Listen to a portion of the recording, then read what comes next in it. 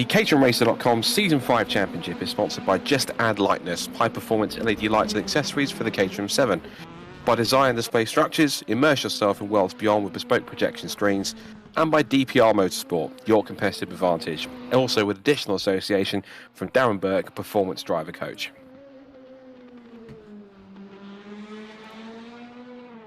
So, this is it. Championship finals evening for Season 5 of caterhamracer.com, and we venture to the real-life season finale venue for Caterham Motorsport Racing, that being Cadwell Park in Lincolnshire. We're back in the high-powered Caterham 420Rs, and we have a total championship tie on drop scores heading into this final meeting, where anything is certain to happen in this final fun pair of races to crown our Season 5 champion. Scott Woodwiss and Chris Hutchinson back in the commentary box again. And Chris, this is what we've been building to for the whole season, not just in real life for Caterham Racing, but for the virtual guys as well. And we now have got this one-on-one duel between Christian Szaruta and David Rowe. They're tied on points on drop scores, but the drivers behind them can certainly take advantage if they fall into problems as well. It's going to be quite exciting to round off to see who takes the title this time. Yeah, good evening, everybody. Thank you very much for joining us on the finale night. It's definitely building up to be quite an exciting evening. Just to bring up here now the standings as we sort of came into this evening. So big scores on the left-hand side are total points scored, but the points on the right are kind of getting more and more important as time goes on. These are the drop score totals, so this is when we've removed the bottom two scores for each driver. So you can see that Andrew Parker is actually leading in overall points, followed by Tom McEwing and Richard Gallagher. But on the drop scores column, the smaller number, you'll see that it's down to 5th and 6th places with David and Christian before they are scoring the highest points on our drop score total. Now, there's lots and lots of different scenarios that could happen and probably will happen this evening on stream. So it's impossible to give you exactly all those scenarios to start with. But after race 1, we're hoping that we can actually break it down into who needs to do what to win. But certainly David and Christian are coming into tonight's race looking very strong. But they haven't got any scope to... They don't have any scope to make any other mistakes. They're already carrying 2-0 scores because they weren't able to make a particular race weekend. So at this stage, they any dropping down the order from then could be and will have an effect on their championship. Yeah, this is essentially a scenario where they've got no points to drop. So essentially what they score tonight will essentially count towards their final total on drop scores. So it really is, in some cases, whoever finishes in front of whom and outscores the other driver the most is going to be able to pick up the title. There is also a scenario where, of course, if they end up with a tie on points after the final couple of races tonight, then, of course, it will go on count back. And essentially, if it is tied, due to the fact that Christian has 6 race wins compared to David Rowe's 2, it will mean that on that count back factor, Christian would be champion by means of more wins. But that's a connotation we have to think about, of course, when we get to the final race in a little bit. The first race coming out, of course, is just after this qualifying session, 7 minutes to go, and as we expected, it is the top 2 in the championship up towards the front of the grid. Szaruta currently on provisional pole by nearly a fraction under 0.6 of a second, and David Rowe just a couple of tenths away from third place as well. So he'll be starting as geographically directly behind Christian, but of course it's Steve Arnell who has put on a storming effort in this very winding, twisty Cadwell Park circuit in Lincolnshire, who's currently, well, he was second, but he's now seen David Rowe pop up into the front row spot now, just under 2 tenths back. So Christian then and David look as though at the moment, with 6.5 minutes to go in qualifying, they're going to be starting right on the front row of the grid together, and it's going to be quite a run down towards turn 1 on a circuit that really doesn't always favour overtaking opportunities, but if you can pick one off, it's usually quite a spectacular one, because they do come up few and far between on a circuit this narrow, winding and twisty. Yeah, Caterhams aren't very large cars, and this is one of the tracks in the UK where actually the track is almost as narrow as a Caterham. So whereas we can go 4-5 wide and maybe even 6 wide at places like Thruxton and Silverstone, here you don't really have that opportunity. It's more sort of traditional, and it's sort of a single file or overtaking into some of the tighter bends. Now that doesn't mean that our drivers won't attempt to overtake in many different places. It's just what they do. But certainly it's a little bit more hold your breath and see what happens. And it's particularly with some of the winding and more hillier sections of this circuit, particularly the launch pad that is off the exit of the Hall bends of some of these cars, and particularly with the faster cars that we've got in on the grid this week tonight for the 420Rs. This is obviously a very different beast in terms of the way it handles, the way it grips and goes compared to the Academy car. And we've talked about it before, the fact that some drivers prefer one car to the other, some can adapt to both. It's going to be interesting to see how who out of the two championship contenders favours this car more and gets on with this car more. Although we have seen in that instance, that being said, David and Christian are that kind of rarity of those who can handle both in equally decent measure, hence their strong results. So it looks as though possibly it's going to be fairly evenly matched given the fact they're so close in qualifying, but David is going to be pushing as hard as he can, and usually at a circuit like this when it's so narrow and so tight, the start and being able to get in front in the opening couple of laps is all crucial, particularly when the cars in front can easily make their car as wide as possible and prevent overtaking opportunities as the race goes on.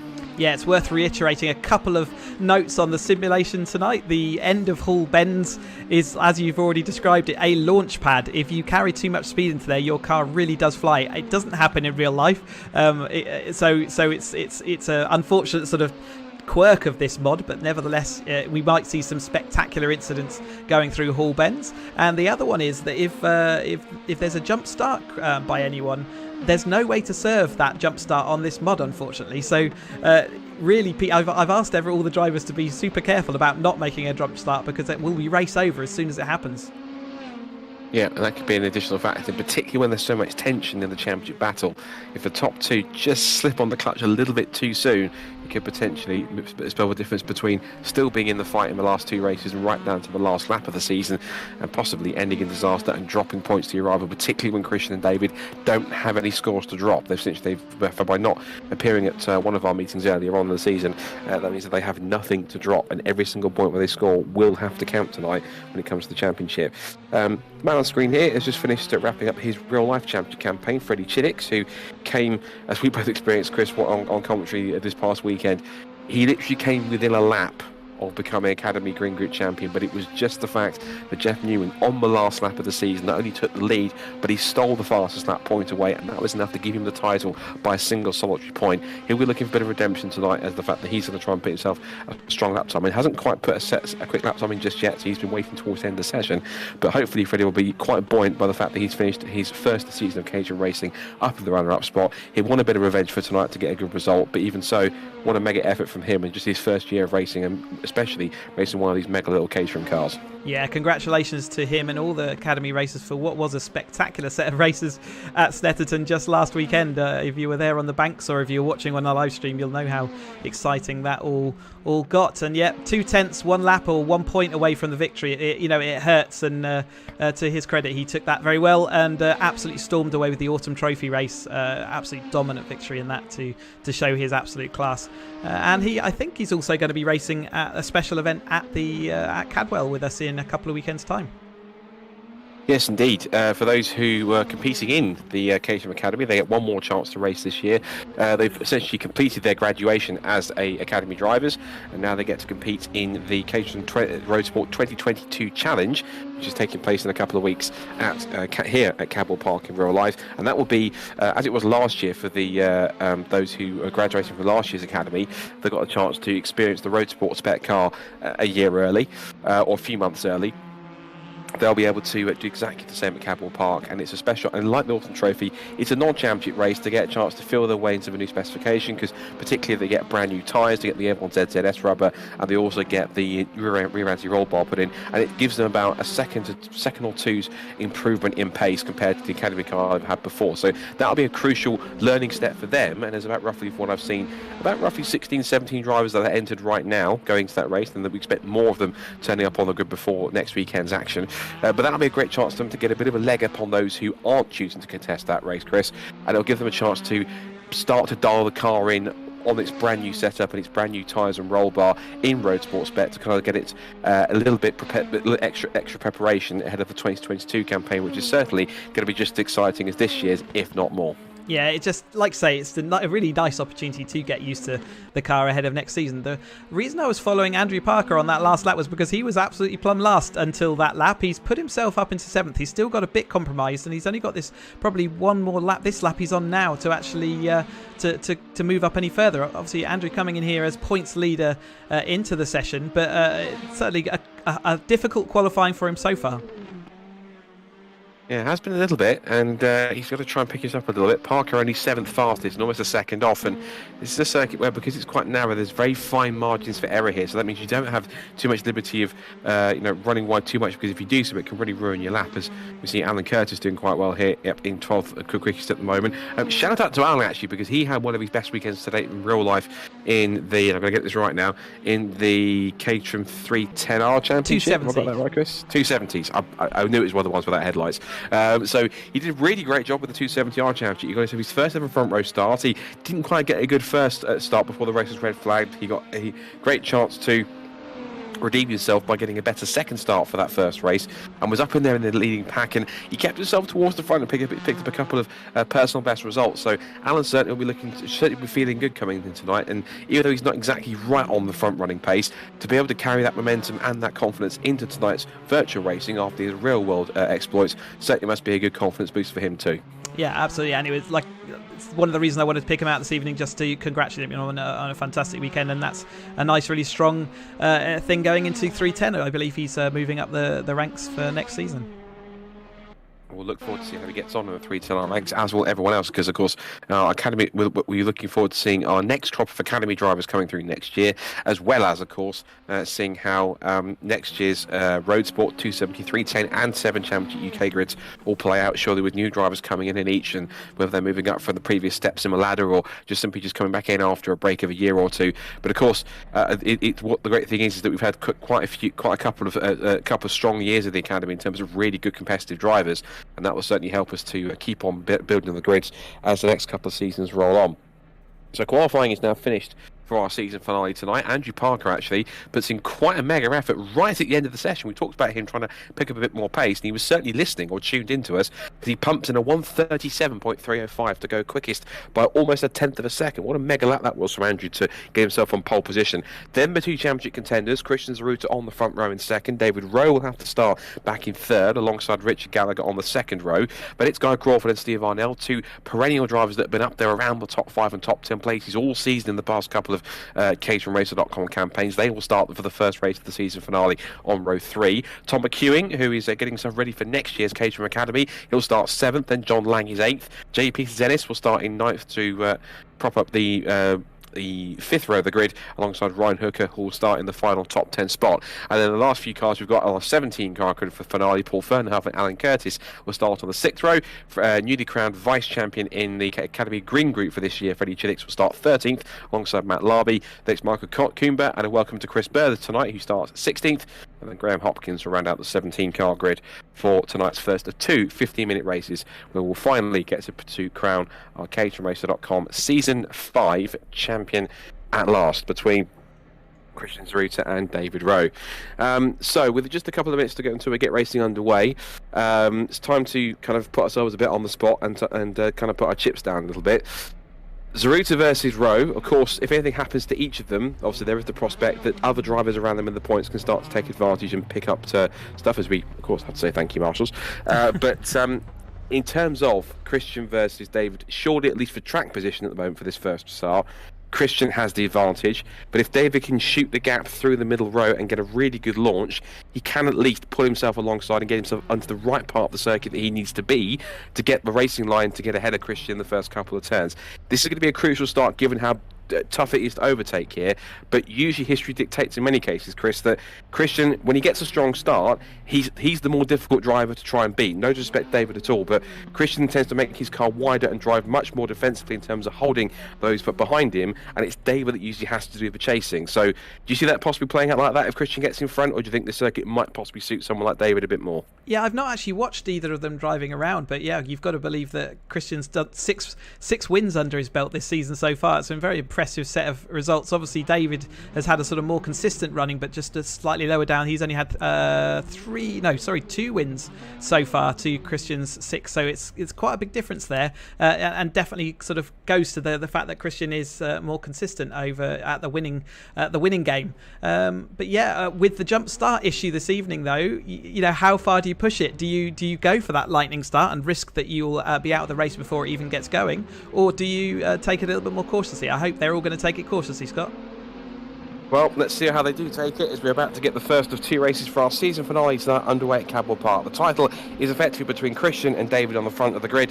Is anyone else going to try and spoil their party? Red lights are up for race number 1 of the evening here at Cadwell Park. They're out, and it's a pretty clean start for the first few rows. Just jumping out, I think, was Matt Larby from the 5th row of the grid as they head up towards turn 1 for the first time. And it is going to be side by side between Parker and Christian Szaruta, who will look to go around the outside, but Parker holds firm and holds the lead up to the right left-hander at Coppice. And now through Charlie's. One car's gone off in the background. It might be Freddie Chillicks. In fact, it is. I did see a black case going off, so it is Freddie Chillicks out and down towards the back of the field. But out through the right-hander at Park Corner and up Park Straight for the first time. So out through Charlie's, up down Park Straight for the first time. It's Parker who leads, Chris Hutchinson in second place, Rowe is in third, Gallagher and Crawford round up the top 5 and up Park Straight towards Park Corner. Szaruta looks to the outside to try and make a switchback move on the run through this long, almost never-ending right-hander before the gooseneck. A little wide there from David Rowe, but I have to say impressively for the first few corners, apart from a little bit of a skirmish towards the back, really impressive start and defensive driving in the first few corners from Parker, holding the 2 championship contenders at bay and showing he's not afraid to get his elbows out and get himself right into the mix whilst these 2 scrap for the title. Looked like Crawford there cutting across the grass. He had to take an escape route. Arnell there trying to get round his outside, but even with that slight cut, he still maintained that momentum. But yeah, Parker absolutely rock solid at the front, hasn't he? So that last lap ditch effort, really impressive in qualifying, and now he's looking to hold on to that advantage as we go over the mountain for the first time. You can see the cars get light, and then we head into Hall Bends here, a sort of single file sequence, but with the strange jump that we've got at the end. I'm sure some of our drivers will show us that nicely as we jump through here. But yeah, a really good opening lap from Parker, and actually opening a gap here ahead of Szaruta. But out now through the right-hander at Barn, out to the hairpin, and David Rowe getting a little sideways as he tries to put the power down. But Parker, as you mentioned, gets a really good run off the final corner, and he will lead the first racing lap of tonight's first 15-minute race out of 2 in this season finale for Season 5 of the caterhamracer.com Championship. So Parker leads, Szaruta second, and it's Rowe, Gallagher, Crawford, Lang, Jamie Peters, Dennis up to 7th. It's Curtis up from 12th to 8th. Really good first few places made up for Curtis from the 6th row of the grid up to inside the top 10. That's Coomber and Hopkins who round off those top 10 positions. We're on board with Richard Gallagher. He's got a toe up Park Straight towards Park Corner. And again, David Rowe sees that coming. Just quickly moves to the inside to try and put off any kind of an attack from Richard Gallagher behind. Now they come up to this long right-hand of Chris curve before they come towards the gooseneck, and they tumble downhill towards this very tricky braking side of Mansfield, where you're braking downhill. You have to brake a little bit harder than you would normally expect to do. Up through the gooseneck, 1st, 2nd, 3rd and 4th. They put a bit of a gap over Guy Crawford and co. John Lang in 6th position. It's not the first time I made that mistake. And out of Mansfield, off this short little winding straight section towards the mountain. There's left and right and popping over the top of the hill. It looks as though we've got a quartet starting to pull away, trying to get away into 2 pairs. But I think Rowe's doing his best to try and keep with Szaruta, who in turn is trying to go with Parker here. But of course, David Rowe's having to work looking both directions, forwards to try and keep up with Szaruta, but behind him to keep Gallagher at bay. He was putting all sorts of pressure on him in these early stages. Yeah, and Richard Gallagher's got 3 wins this year. He is not shy of the top step either. He's been really impressive. Had a year, other than a couple of bad results.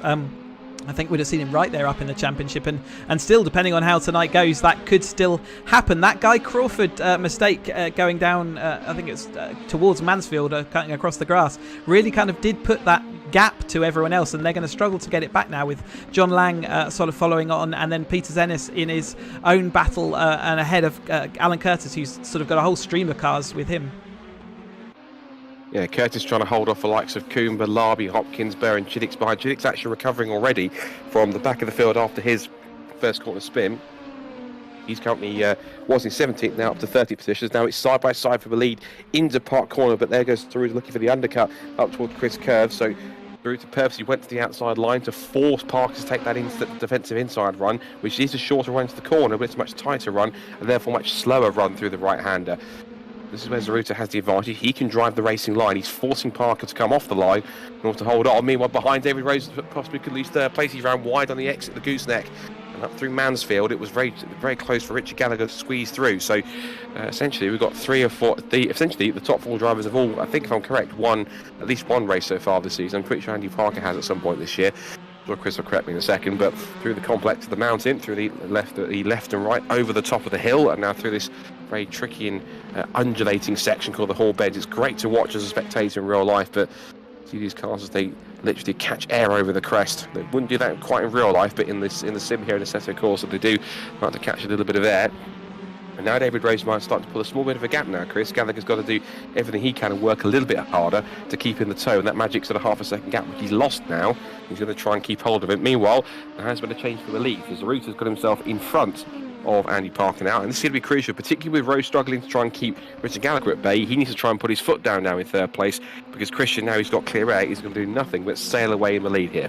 Yeah, this is a dangerous position for David to be in now, and he's had to concentrate most of this race on defending rather than attacking. It's interesting that Christian waited until there was a nice little comfortable gap before he started making the attempt and move to the lead. That allowed him to make those moves without the risk of David getting right back on their tails. So kind of, again, we've said it before, he's an extremely tactical and wily character, and kind of knows all these tips and tricks, and he used Parker's extra speed there just to drag them away before making this move, and it looks currently like it might be decisive. Parker, they're taking lots of curve on the inside of the gooseneck and actually running wide as a result, so he's not quite done yet. He's still pushing as hard as he dares to keep with Szaruta. Little twitch of oversteer there, and Szaruta just running over the grass a little bit might sort of help him out a little bit more. But get a bit more spread out in towards the bottom of the top 10. Alan Curtis is back in 8th position. We're just seeing here that Larby in 10th and Hopkins 11th. He's battling with Chris Burt, so Burt's going to try and pick up a couple more places here in the top 10. Not doing too badly for one of his first appearances in caterhamracer.com, as he currently sits in 11th place. So 12th place for Chris Burt, Hopkins in 11th, and of course Larby holding on to the final top 10 spot at the moment as they make their way again over the crest of the hill. And now up towards the end of another lap as they come towards the end of the first half of the race, and that's a spin for Michael Coomber. So around he goes in the what was 9th position, and Matt Larby takes an easy P9 as a result of that. So, and that's an easy thing to do. It's not a difficult thing to do there, particularly when the car runs so light, and a car that is so light and also has quite a high power to weight ratio. Just catching the jump and going a little bit too fast and carrying a bit too much speed over that crest can be the difference between nailing it and getting a great position to land pretty much square before you hit the brakes, and handing at quite a funny angle that just can unsettle the car too much to cause a problem and cause him to start spinning, as Michael experienced there, which has now pushed him down to 10th. Yeah, it's not the first time we've seen it, and it certainly won't be the last even tonight. There will be people losing that, and actually, sometimes we've seen sort of movement in our sort of scoreboard that's showing on the left-hand side quite regularly, and I expect that that corner might well be responsible for quite a few of those. So now watching the scrap for third still going on, we've still got David Rowe just trying to hold off Richard Gallagher as much as possible. And again, a couple of the cars at both the top two just running a little wide over the grass on the exit, just kicking up the dust, and they're just trying their best that they can. And I think what Rowe's trying to do now is, now that he's settled a little bit more into this first half of the race, through the second half, he's now got to try and see if he can either try and work together with Richard to push themselves forward back towards the top two, or whether or not he might be just sat here possibly losing points for third, and they'll rely on him essentially not only trying to win the race but also having results go his way in order to try and facilitate a potential steal back of his title chances. Because certainly it's advantage Szaruta with about 6 3/4 minutes to go as he continues to lead. It'll be his 7th win of the season if Szaruta can hold on here. But you have to say, I think the man that's really giving him more headaches is not exactly Richard David Rowe. It's the man that's just taken the fastest lap of the race, 1:37.609 for second place man, and pole sitter Andrew Parker. He is flying as hard as he's pushing as hard as he dares, and doing an incredible job keeping up with Christian Szaruta. This is great stuff from Andrew, who's certainly having a bit of his luck turn now, touch wood, after he's had quite a tumultuous time throughout the season and in past couple of seasons. He really is coming on form now. Yeah, and I do have to correct you from earlier. He hasn't had a win this season as it goes, but he has had plenty of podiums. So he's been twice on second place and 3 times on the third place step of the podium. So showing, I think a couple of times he has managed to lose the lead, and certainly I'm not sure whether that was this season or not, but he certainly gained a reputation at one point for not being able to hold his nerve, but that has certainly solved itself but before the end of this season, and he does a great job regularly, and you can see here the fact that he is keeping up with Christian, who is regularly pulls away from everyone, and the fact that David is having struggles even trying to keep up is testament to the improvement. Yeah, and I think maybe it's possibly some of it is down to the fact that Szaruta is the one that's having to try and keep him at bay and keep himself in front and resist the pressure. But speaking of pressure, David Rowe is not in a position where he really wants to be, which is trying to fend off a very feisty Richard Gallagher. And if they're not careful, Guy Crawford would also catch them up pretty quickly because he's not too far away in the brighter orange Caterham behind in 5th position. There he is. And you just feel a little bit that David Rowe is driving a bit more defensively than he wants to, and the fact that he's having to keep on looking in his mirrors and keep on coming offline to prevent Richard from getting opportunities to get past, which will only see David lose a couple more points as Szaruta sets a new fast lap of the race to try and build the 1.2 second gap that he already has now. The more that he keeps on having to put his car offline and defend from Richard, all this is doing is benefiting Christian from trying to get himself even further in front as Parker keeps up his pursuit, and this won't help either through the right-hander at Park Corner. As Richard Gallagher looked up the inside, he tried to put himself level with David Rowe on corner exit, but again, Rowe's better momentum and keeping it off the green stuff, which is what Gallagher failed to do. He's now going to put him in the mix, as now Gallagher looks again to the outside line, and again, Rowe coming off the racing line to defend. It's only bringing Guy Crawford into the mix. This really is not working out for David on this first race. No, he's having to work extremely hard, and I'm gonna call it. David Rowe puts a wheel on the grass. I think that is it through Chris Curve. He's going to lose that place now. I was just about to say Gallagher is definitely he's gone very deep round the outside there. That's extremely bold and amazing. That's effectively a championship protection role. He knows that he doesn't want to lose this extra space, and that was absolutely committed there, going down through the gooseneck and down towards Mansfield. Brilliant stuff. But yeah, that was really important, and Gallagher's actually given him a lot of sort of patience early in this race to allow him to, he hasn't shoved his nose down there and asked him to have an accident or not. He's been very careful and conscientious, and that's nice to see, especially when there is a championship at stake. But equally, Richard's involved in that championship, and he's got that extra speed, and I think we'll see him overtaking towards the end of this race. Yeah, this really feels a bit like damaged limitation for David Rowe. Know that he's not quite on the same pace as Christian, and getting stuck between the cars around, stuck fighting with the cars around him. As Szaruta puts another new fastest lap in to extend his lap even further. Look at that, he was a full 3 seconds faster than Andy Parker on that lap alone, and everyone else is doing 1:39s, 1 minute 40. It was a 1:37. It was qualifying pace for Christian Szaruta, who is absolutely charging at the moment. This, I don't want to use the typical phrase in this situation, but this is really starting, at least in this first race alone, to become something of almost, if you like, dare I say, a champion's drive, because he really has pulled the gap up to 4.3 seconds, and the fact he's lapping that much quicker than everyone else around him, at least 2 seconds quicker than everyone else. I mean, this is surely him driving purely to get himself to secure that championship and trying to put one hand on it before this race is over. Whilst David Rowe here, Chris, of course, is just trying to survive and keep himself in the championship hunt at all, when he's got both Gallagher and Crawford relentlessly just putting on attack after attack. And all David can do here is try and sit and just try and hold back the tide, because the more that he tries to push and to come take his racing line, both Richard and Guy are both there to keep putting on the pressure, and this really isn't the way that David wants to start his evening in this first race. He's got a lot of work to do to try and hope the results go his way. Yeah, if you take a win on the series, you get 50 points, and second place is 48. So there's a 2-point gap between the lead and second place, and there's only a 1-point gap between all other places. So obviously, with Andrew there taking the 48, that means it's 47 for David, and that's quite a few points less than Christian's going to be gaining. So it's definitely advantage Christian in this early stage. But we have got a whole other race to go. We've still got 2 minutes of this race to go for him to try and defend from both Richard and Guy. And they're I guess one advantage of Guy having caught up now is that Richard at least is going to have to concentrate on his mirrors a little bit more, and that might give David a little bit more breathing room. Yeah, a little bit of a spike now for David Rowe in third position. He's now trying, and now finally, now he's not defending and putting the car down the middle of the road. Now he can finally pick the pace up a little bit more. He can start to just relax a little bit more and start to put in a couple more quicker lap times here. So he can start to lap at the pace that he wants to lap, because as you absolutely correctly pointed out, Chris, Richard Gallagher now is so focused on Guy Crawford and defending from him for fourth place. He's gone from the hunter to the hunted at this point. So keep an eye on that one as they go side by side up the hill towards Park Corner. And this time Crawford is going to show Gallagher how it's done. Right, you want to go up the inside, this is how you do it. Or maybe not. I spoke too soon there, and there's a little bit of contact between them, and looks like Crawford was the one that came off worse on that one, in fact, and he, I think, has gone completely round. So he's unfortunately, I genuinely spoke too soon. That's one for the blooper really at the end of the season, isn't it? So Crawford then goes back down to 7th.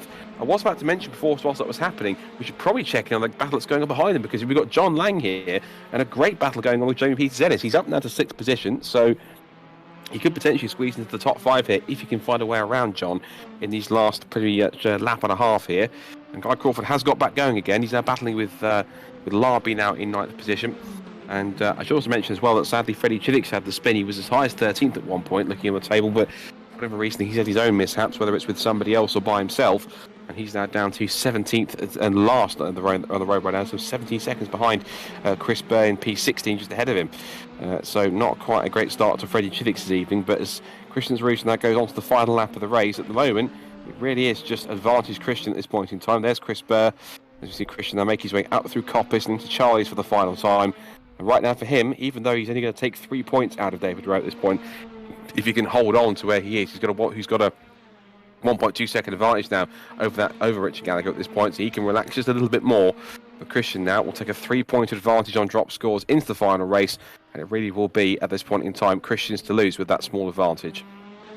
Yeah, sort of processing serenely along, isn't he? He's again, just after a little bit of early pressure from Andrew, he hasn't been able to sustain that for the whole race, and David now got a little, just again touching the grass, he's living dangerously, isn't he? A little bit of comfort zone there just ahead of Richard Gallagher, who's circulating fourth. It looks like these first few places are settled, but the battle for sort of 5th and 6th is definitely not. Lang was sort of on the tail of Guy Crawford at one point, but he's sort of slipped back, and Jamie Peter-Dennis has reeled him in.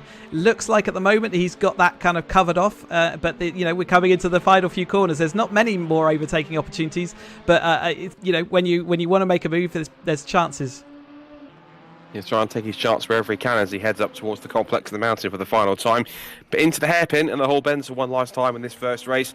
This man who's taken 6 wins already is about to add 1 more to make it 7 for the season, and effectively almost put one hand on the title, but it won't be over until he gets the checker flag in race 2. It's a checker flag in race 1 though, and it goes out for Christian Szaruta, who picks up victory in the first race of the evening in this tonight's finale of season 5 of caterhamracer.com. Andy Parker should be delighted with a brilliant second place after a great battle at the front of the field. David Rowe will probably curse only coming home in 3rd place, but again, his silver lining will be he's only lost 3 points. There's only 3 points plus more that he can do to try and claw back to at least get himself still with a chance of the title. 4th for Richard Gallagher, it's then 5th for John Lang, 6th for Jamie Peter-Dennis, one of his best results in the 420 yards, and it's Guy Crawford who recovers to 7th after that small spin after the light contact was battling with Gallagher.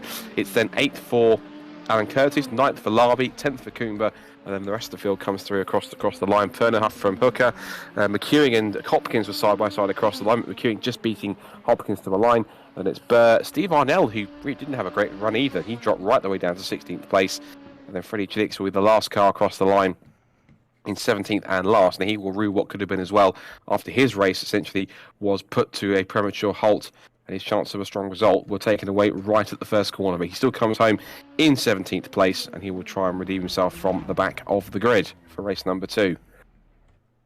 So first race is complete, and let's just also clarify the provisional results.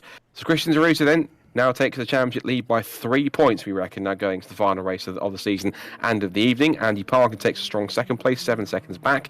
David Rowe had to spend race long defending from Richard Gallagher, but he finally managed to do it, get a break, and secure that final podium place. He's got it all to do now in this final race coming up shortly. Richard Gallagher 4th, John Lang 5th. He defended race long for Jamie Peter-Dennis, particularly in the second half of that event, but now JPE managed to pick up one of his best results with P6, and it's Guy Crawford, Alan Curtis, Matt Larby, and Michael Coomber running up the top 10, and Paul Pernahuff, Ryan Hooker, Tom McEwing, Graham Hopkins, Chris Burr, Steve Arnell, and Freddie Chiddick will have been much aggrieved after he spun out at Coppice on the first lap after the start.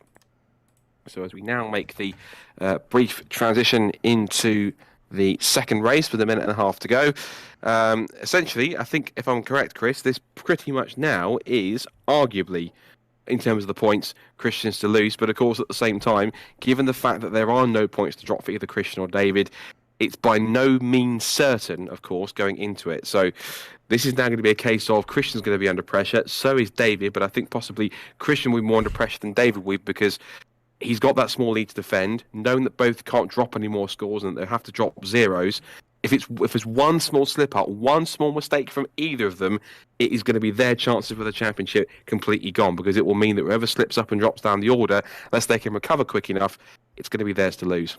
Yeah, I am going to try something which I'm probably going to fail at, which is do some multitasking during this next race to try and work out some of the scenarios that could come into play. Basically, we've seen Christian now sort of creeping well up the scoreboard as his drop scores sort of take that another win in the bag. As long as he does actually get a good scoring result in this race, I think he's looking really good for the race result. Certainly David has a lot of work to do now after having only finished third in that last race. I mean, third is a brilliant result, isn't it? But it just wasn't enough given the situation, and it just leaves, even if he wins now, I think he's going to find that tough, because if Christian gets to second place, he's obviously guaranteed that win. Even if they tie on scores, Christian has got plenty more wins in the bag this season, so that gives him sort of a couple of advantages, really.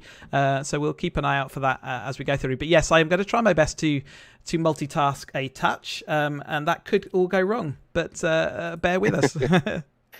Given that I've got to do that as well for upcoming championships like Fiestas and Masters and other championships which involve drop scores as well, I feel the pain of having to try multitask. I'm probably going to have to do that next weekend, probably with the Fiestas, essentially trying to multitask, putting in points for the main contenders whilst also commentating on their races. So that's going to be one quite of a task. And who says that men can't multitask when we try stuff like that? So, by my calculation then, again, if the fact they've got no points to drop, essentially what they're scoring is what they will give them, given that Christian outscored David by 3 points there, given it was 50 points for Christian and 47 for David, that kind of says to me that if David Rowe wins, as long as Christian is third or better, that should give him the title by enough. But I think if he's fourth or better, if I'm correct, I think if fourth or worse for Christian and David wins, I think that actually swings it back in David's favour and gives it him by at least a point. Am I sort of on the same along the right lines there?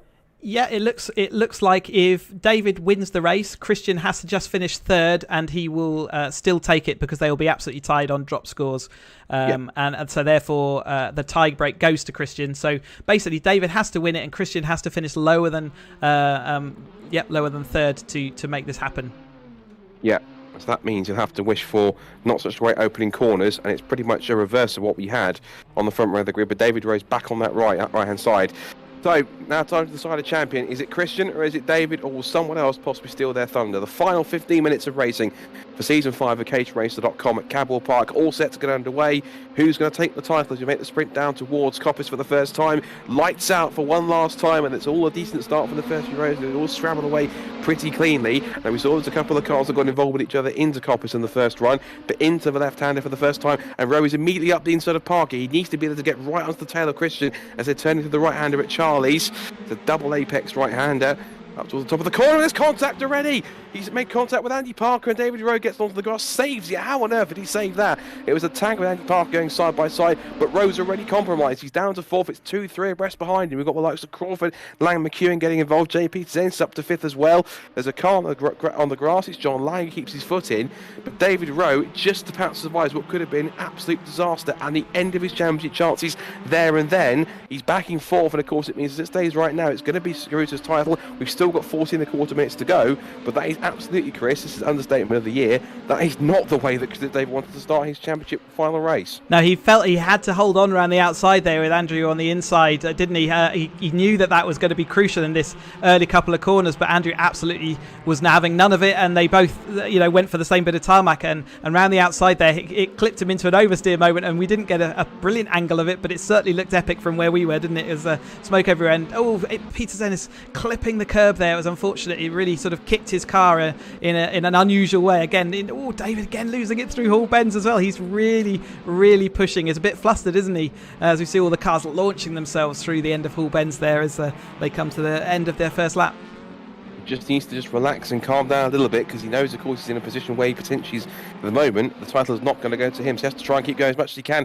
Now, Parker didn't get a great run out of the final corner there, so at the end of the first lap, Rowe's all over him. He's going to try and put himself to the inside to try and make a move into Coppice corner. He has to keep moving and making these daring passes. And it looks like Parker, rather than try and fight it, because he knew exactly what happened right here, a lap ago at the start, he's at least possibly capitulated a little bit more and thought, right, rather than make contact, I'll let you through at this point in time, and if I can catch you on pace, then we'll go again.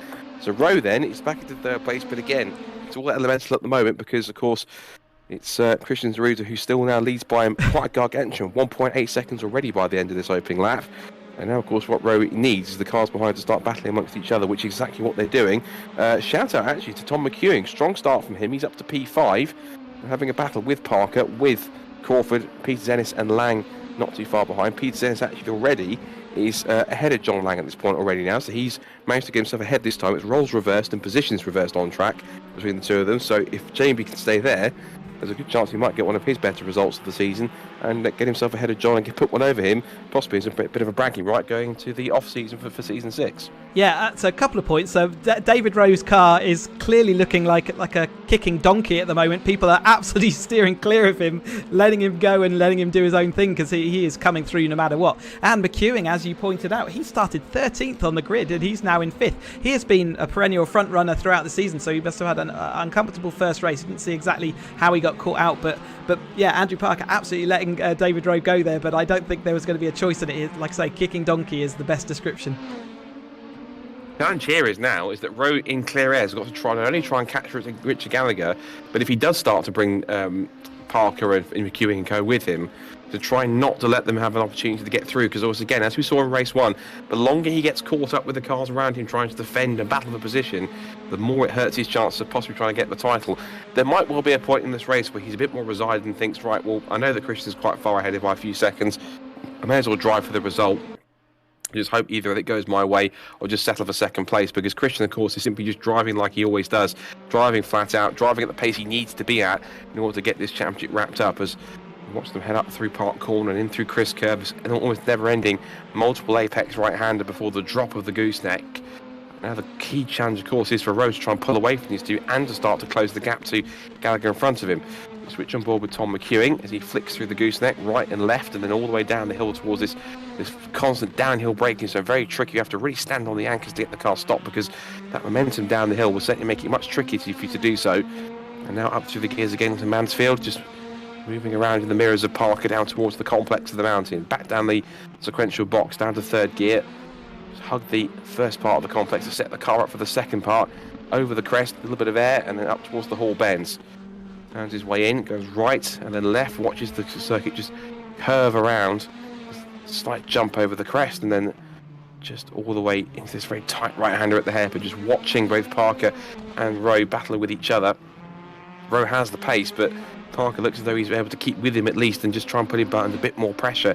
McEwing doing a grand job from 13th on the grid to 5th, so at the moment it's all the cards are being held by Szaruta at this point. Rowe, all he can do at the moment is run at the pace he is and try and hope that Gallagher comes back towards him and he can possibly try and shake off the cars behind, but right now it really is essentially at the moment Christian's to lose, and there's nothing more than David can do than just drive as hard as he can without making a mistake and hope that things go his way.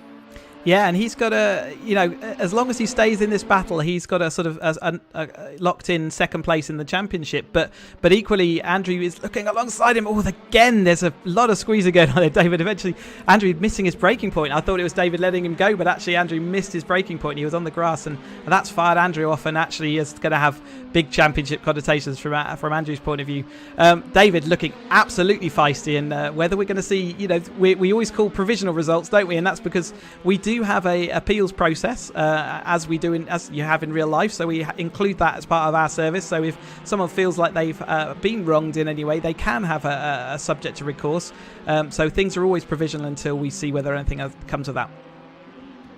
Well, hopefully there's nothing too untoward comes of any appeal process from this final race, but now it's Tom McEwing to start putting Rowe under pressure. That seems to be the theme for Rowe tonight, is that he just doesn't have a moment to relax in terms of it's not necessarily him putting the pressure on others, it's others putting the pressure on him, and now it's first been Richard Gallagher, then it's Guy Crawford, now it's Tom McEwing having a go.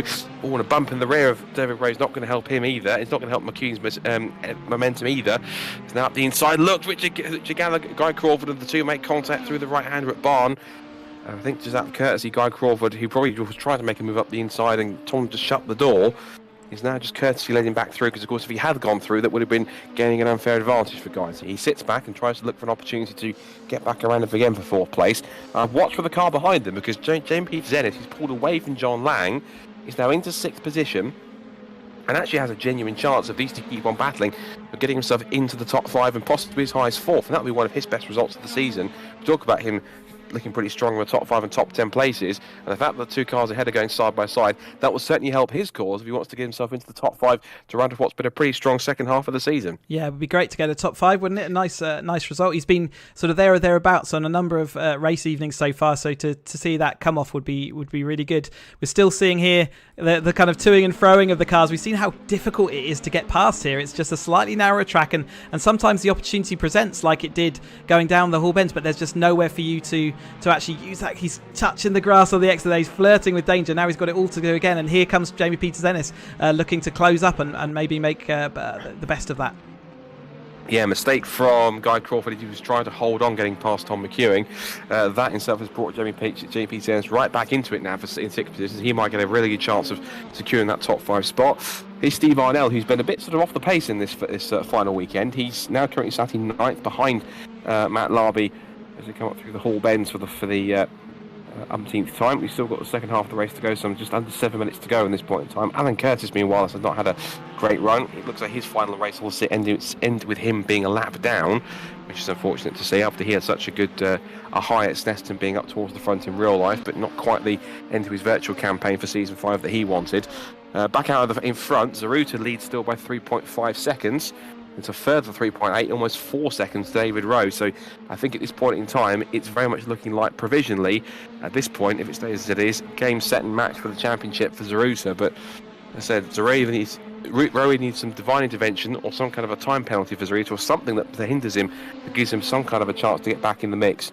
But it looks like Szaruta, he really is his title to lose, and all Rowe can do is drive as hard as he can and just hope that something comes his way. Otherwise, it looks as though it's going to be win number 8 and the title for Christian in these next few minutes. Yep, quick shout out to Matt Larby here, sort of leading Steve Arnell. He's entering the Caterham Academy for real next year. So great result. He's sort of joined us in the last few rounds of this series. But equally, Tom McEwing is due to take part in the Academy next year. So the really good things, there's some really good racecraft on a presentation from both of them, and they're going to be heading strongly into the next year's Academy. So we'll look forward to watching how that all develops on track for real.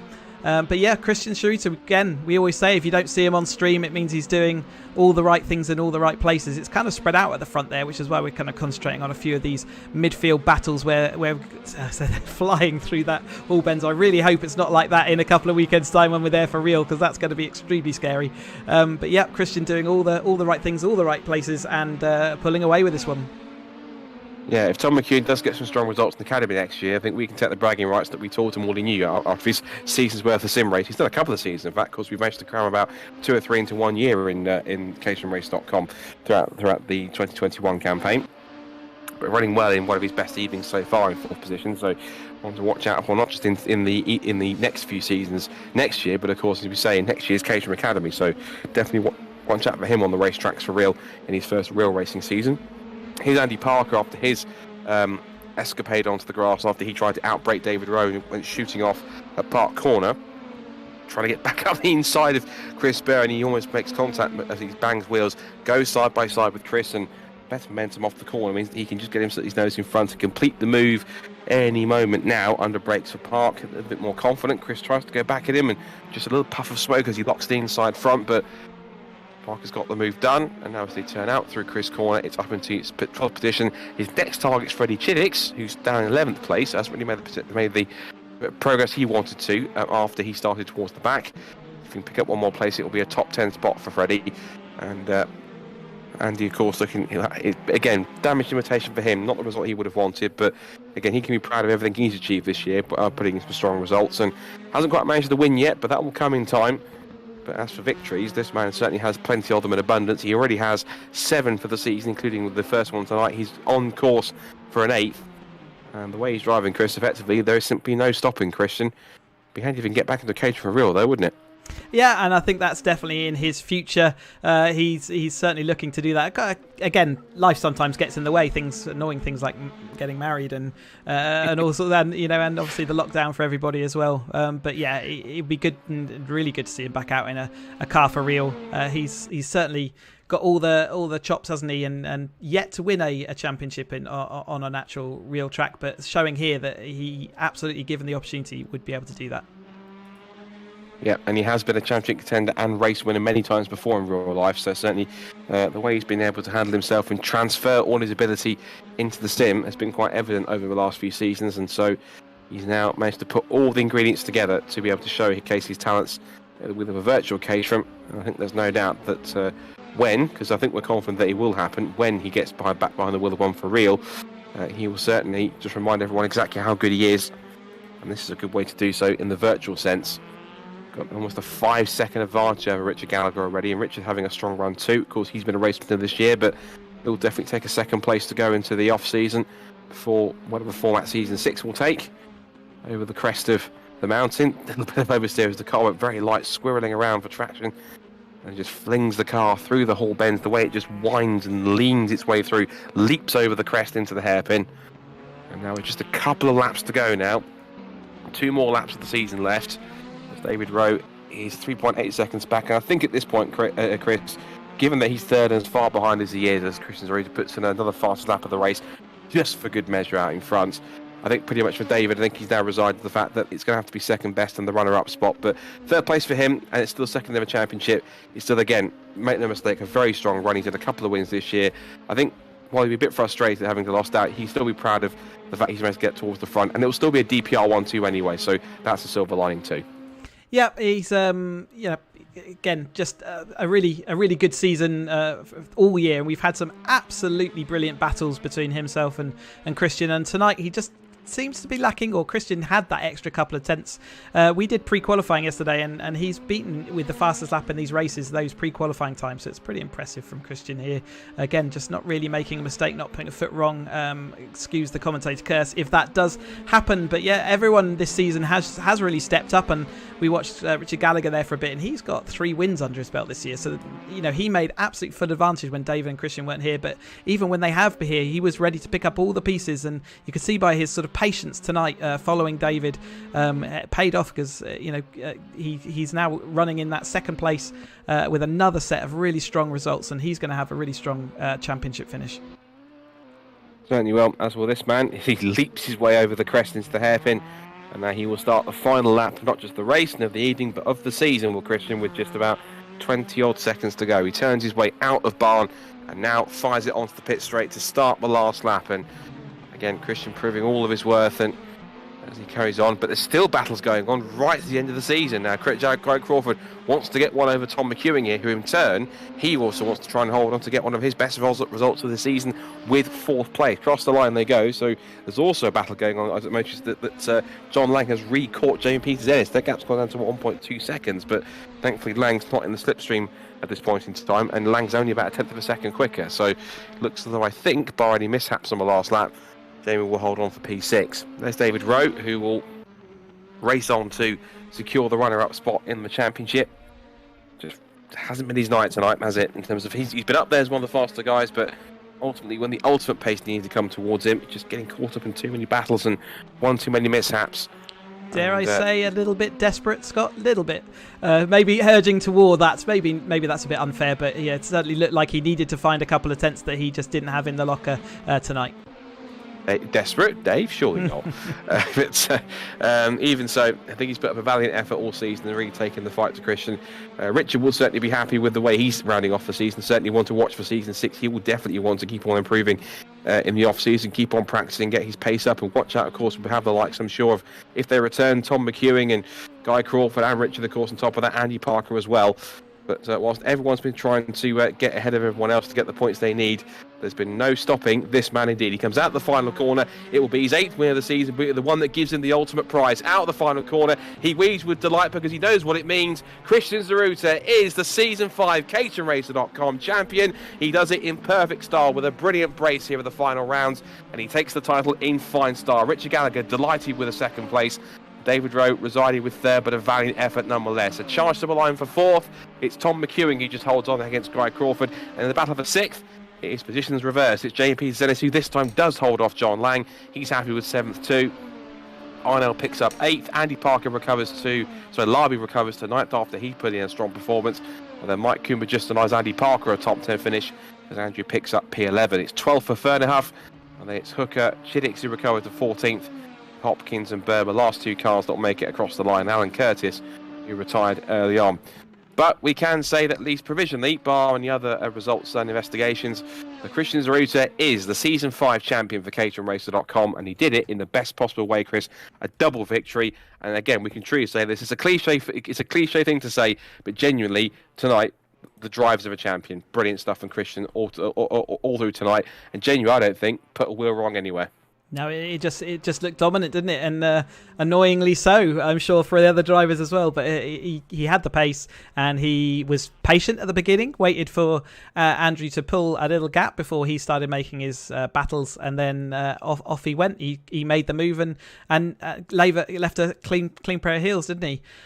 So yeah, really good stuff. And Richard Gallagher, Andrew Parker, David Rowe, Tom McEwen, they've all played such a strong part in the entirety of this season. You know, they've always been there or thereabouts, and certainly made things epic. But yeah, big shout out to all the other drivers, not just on the A grid, but on the B grid. It's been absolutely brilliant to see them all making steps up and all having their own sort of stories and battles and whatever. So yeah, thank you to all the drivers who make this what it is.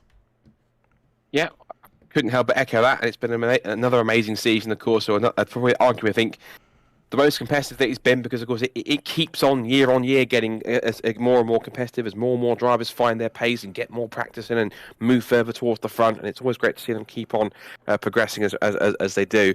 But again, incredible stuff from everyone, and I guess we should round up before we get to our final post-race, and I guess even post-season interviews with our final results of the season. So, champion Christian Szaruta crowns off his title win with the perfect victory at the front. He wins by 6.3 seconds. Richard Gallagher, a very strong second place, and one absolutely to watch for next year. And David Rowe, who will be very frustrated, but at least can still take some comfort in the silver line that he is runner-up, and second is definitely not to be sniffed at either. Tom McEwen, again, another one to watch, not just in virtual, but in real life as well, and best of wishes, best of luck to him for his 2022 Academy campaign that we're coming up next year. Guy Crawford finishes in P5. JPZ continuing to improve in the second half of the season. He takes 6th position. John Lang's been getting steadily better. He takes 7th. Steve Arnell's been there or thereabouts most times. He picks up P8, but he's been high throughout the pack. Matt Larby, Mark Kukumba, they'll definitely be delighted with top 10 finishes to round off their partial seasons. Andy Parker, he'll have wanted more from this second race, but again, managed to put it on pole and getting in the mix and get a second place in that first race will be confidence boost to him. And again, he's another one that you've got to count him for top contention in season 6 and beyond. Paul Fernhoff in 12th, Ryan Hooker 13th. Freddie Chiddix, if he's around next year, he'll be one to also keep on developing, as will, of course, Graham Hopkins, Chris Burr and Alan Curtis.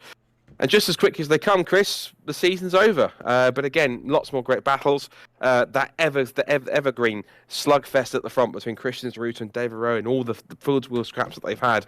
Even one or two awkward comings together. I think Silverstone probably best left not remembered so much by the DPR boys. But even so, an amazing season, an amazing battle at the front. Amazing to see so many drivers make so much progress throughout the season. And above it all else, Chris, I think an amazing but very well much deserved champion in Christian Szaruta. Yes, and you know, I have to say that at times this year, commentating on the virtual racing, that you know, it has been as real as it gets. We kind of do our virtual rounds just slightly before the real world rounds, and some of the racing on show has, you know, absolutely mirrored what happens in real life. A particular highlight for me being Brands Hatch was just, you know, it just reminded me exactly as when I sit on the banks or in the grandstand or even take part in those races. It's just exactly how that comes across. So congratulations to all the drivers for making that happen, and you know, we're trying to make these things as real as we can, and that helps me put on and put this thing together. And I think everyone involved driving-wise would agree, as I'm sure I'll hopefully echo their sentiments, is that another fine season, another fine job, Chris, as always, for putting it on for not just the drivers who race in Caterham for real, but also those who have found a place to race against them and be part of this great little community. So, yeah, I guess if they haven't said it already, I'm sure they have several times, but I guess for me, on behalf of them, again, thanks for your fantastic efforts, Chris, for putting it together once more. And I'm sure I echo everyone else to say, roll on season 6 and beyond, because these cars keep on developing, they keep on building, they keep on getting tweaked and tuned up by, of course, Jaroslav and Bonobo in the background. A big thank you to them as well, of course, for all the efforts they put in and taking all the feedback from all our drivers and making these cars even better and even more authentic and more realistic to the real life cars. Fantastic effort from everyone involved, and making it a fantastic little series that hopefully, for those who discover it, will come in and try and make it bigger and better with more and more eyes on it going forwards. I think for the final time, Chris, time for you to do your best Martha Brundle impression, have a wander down the virtual pit lane, have a chat to some of our top drivers, including, of course, our newly crowned champion, Christian Szaruta. So for the final time, let's see what these guys have got to say for each other, and I'm sure there'll be hopefully some entertaining quips to round off what's been a competitive night and a competitive Season 5 for caterhamracer.com. So let's see who has to say what about 2021's 5th season of action. We'll try and do it in that kind of reverse order style. And Andrew, have you got us in the pit box? Evening, chaps. I can see you sitting there in your car in the virtual world. I think I said at one point that David Rowe's car looked like it was a kicking donkey, and really it was best avoided. And it looks like in the second race that's ultimately a bit of contact and at the end of your race. Yeah, I don't think it was a big deal. I think David was looking at the apex and just drifted left a little bit, and then I had too many things to think about and not enough brain power to process them all, and by the time I hit the grass and I tried to brake, they didn't work particularly well. Still a second place, a really strong second place in the first race, if I've got that right, and you looking best of the rest. I don't think anyone was catching Christian tonight, but certainly you looked really good. No, I gave him quite a bit of pressure for a few laps. I was sort of within half a second, but never really challenging, but I was on the ragged edge to stay within half a second of him, so I think that's sort of testament to him, which is a annoying, hard thing to say, but it's true. And I think that gives you. I think that does mean you are third in the championship overall. These are all provisional, subject to my bad Excel formulas and all sorts. So, that obviously says and shows what a consistent year you've had. Yeah, it's been really good, and thank you for you chaps, specifically you Cheesy, keeping this going and putting it on. It's been really good fun. No problem at all, and look forward to seeing you in future races. All right, cheers, guys. Good night. All right, let's just going to grab, if I can, give everyone a bit of limelight that's been on the podiums tonight. And Richard Gallagher, have you got us in the commentary box? Hello, Richard. Hello. Very good.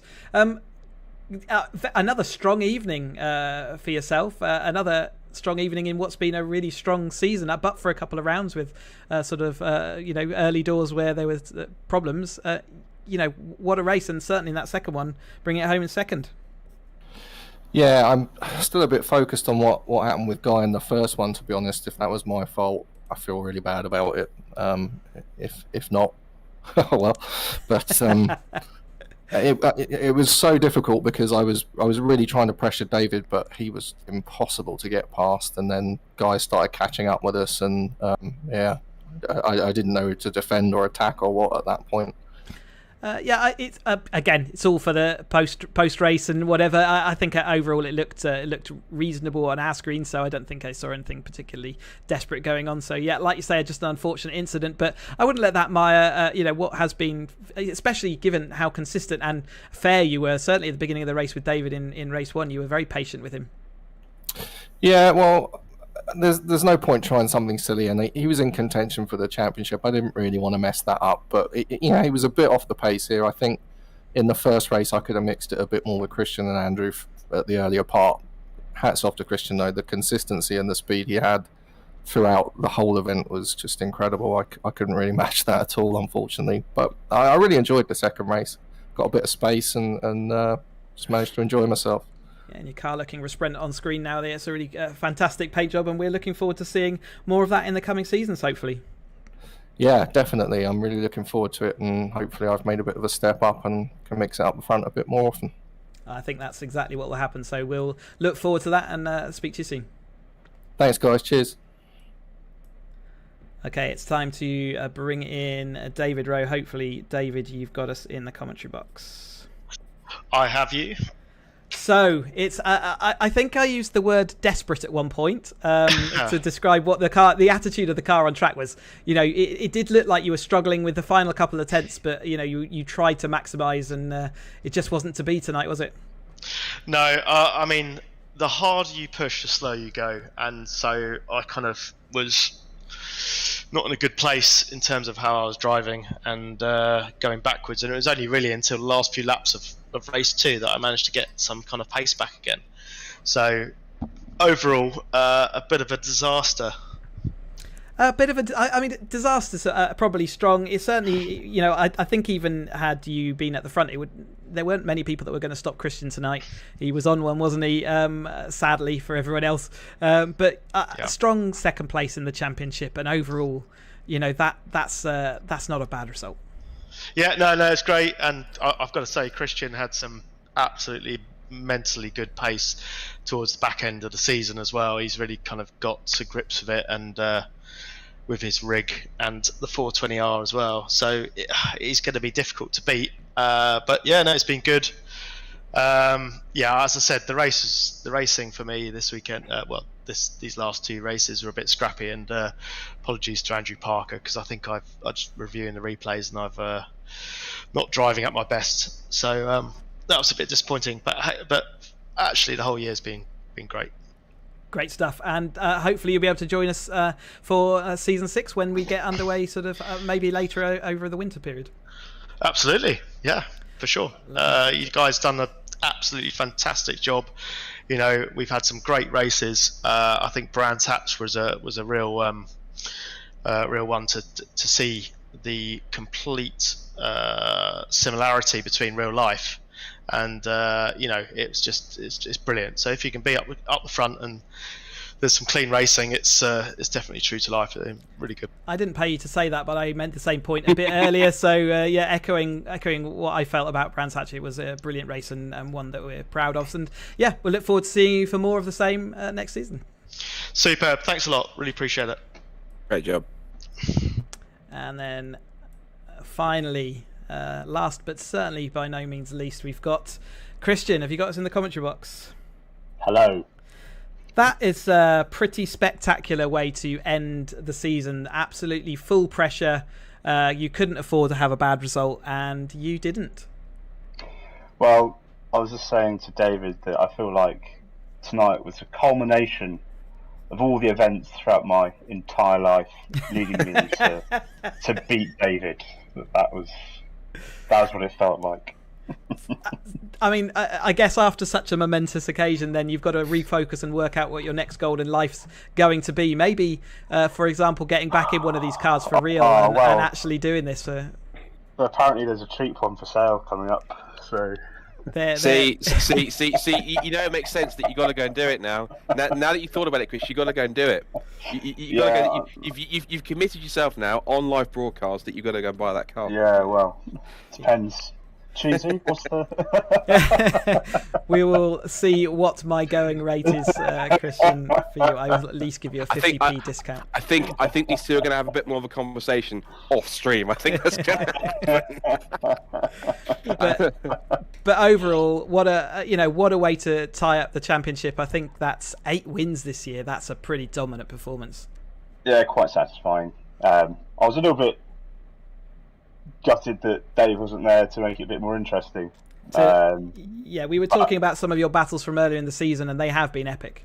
Yeah, so I was hoping for a bit of that tonight, just to spice things up a bit. But I'll quite happily take it like that as well. I'm not complaining. yeah, absolutely. Take that championship, put it on your mantelpiece, in a virtual mantelpiece, of course. A virtual mantelpiece, yes. Yeah, I'm still yet to get that winner's trophy. Yes. But yeah, all I say, congratulations. I think a really well-deserved champion, and season 5 champion is what you can call yourself. I wholeheartedly agree. Thank you very much. Cheers, Christian. Cheers, guys. Great stuff. Well done. Brilliant stuff, Scott. Yeah, brilliant indeed. And of course, for those who love Caterham racing, it's not quite over because we've got next weekend. But Caterham Motorsport season ends for real. And if you don't mind me also mentioning as well, it also brings the end to, I guess temporarily for the moment, something else. Because of course, Chris, as you announced on your social media, that for the foreseeable future, this is going to be your final race weekend. Of course. So yeah, just talk us through that. Yeah, it's just circumstances lead it this way, really, and unfortunately, it's just it's going to be the last race weekend for the foreseeable future. You never say never, of course, and you don't know what your life's going to look like in 5 years' time. But for the time being, I'm going to be hanging up my helmet. I've had an absolutely brilliant sort of, it's been almost a decade now of sort of my life and my focus, and so it's going to be strange to walk away, but I'm pretty convinced I'm not going to be walking away from the paddock, and I'll be certainly trying to be a part of it and living vicariously through everyone else's successes. Absolutely. Well, I think I speak for everyone that said it's been brilliant at least having you back this season, and I dare say that I think people are looking forward to the day when you do decide to at least pop yourself into a Caterham at least one more time for the foreseeable future if there's ever a guest driver in the mix. But yeah, I think that concludes the action for season 5. I guess the next question, of course, is talking about season 6. But I guess if we've got any kind of indication, Chris, the next question is, where do we go from here? Season 6 onwards. Yep, we will have a season 6 over the winter period to give drivers, especially some of the drivers that haven't been able to join us through the season because it's just too busy with the actual racing season going on, give them a chance to get back out there on track and test their mettle. We've got always people joining up, so if you do fancy coming along, joining in, caterhamracer.com is the website, and it tells you, and there's a sort of a driver's manual, and sort of tells you all about what the seasons are and what we get up to and how you can get involved, and so that's what we encourage you to do. And obviously you can test your mettle against real world Caterham drivers and really quick peddlers of simulators at the same time. So we will probably spend the next few weeks planning what the season 6 is going to be. But watch this space and keep an eye out on that website and across. Sign up to the newsletter, and you'll know as soon as we do. Well, once again, to wrap things up, I think I speak for everyone, of course, involved, not just watching, but of course everyone involved in the series. Where first and foremost, Chris, thank you for taking the time out and the effort to put this all together. I know that everyone appreciates. I always enjoy doing these broadcasts alongside you. I know everyone enjoys being involved in the series. I know that all of the partners also enjoy being a part of it as well. So a big thank you, of course, first and foremost, and primarily to yourself, Chris, for making it all happen. Otherwise, we wouldn't be talking about this and having had 5 amazing seasons in the first place. Thank you to all the drivers who've been involved and taking part, whether it's just one meeting or the whole season, and gone on to put in some fantastic effort. It's been great watching some of you develop over the last season or two, particularly this season, and getting quicker and quicker and making finding new stars and new front runners that can take it towards some of the more established and recognised challenges at the head of the field. Big thank you, of course, to Jaroslav Cherny and to Ben Obro in the background, of course, who continuously take all the feedback and all of the input from all the drivers and all the data which they are able to provide in the background to make these cars quicker, much better, much more realistic, much more akin to the real life cars. I know there is still some loose going on in the background with the, if I'm correct, the Road Sport 217 310R spec cars as well. So we'll have hopefully in the foreseeable, in the hopefully not too distant future, a full set that we can take the range from in terms of race cars from Academy to 420R, and primarily, I guess, as well, thank you for watching and watching out the season. For those who have been tuning in throughout the season, thank you for doing so. Thank you for all the kind comments, and thank you for all the support you've given over it. And I guess to sign off, one last thanks has to go to our fantastic sports supporters and sponsors. But before we jump into the sponsors again, Scott, you are the voice of Caterham Motorsport and have been for a number of years, and it's great to have you on board, adding some of that authenticity over the top of the drivers doing their thing. So yeah, remiss of me not to thank you for all your efforts and work along that. So appreciate that very much. Oh, stop it, you're too kind. But yes, no, appreciate it. I always enjoy doing these, whether it's real or virtual Caterham. I always enjoy being part of it. So big pleasure as always, and it's always a pleasure. It's always a fantastic thing to do. Never a chore at all. And so for the final time again, to wrap things up again, a big thank you to also our additional supporters for the season, because for one last time we sign off by saying that the caterhamracer.com Season 5 Championship and caterhamracer.com in general is supported by just Add Lightness, high performance LED lights and accessories for the Caterham 7. By also design display structures, immerse yourself in worlds beyond with bespoke projection screens, and by DPR Motorsport, your competitive advantage, plus also additional support from Darren Burke Performance Driver Coach.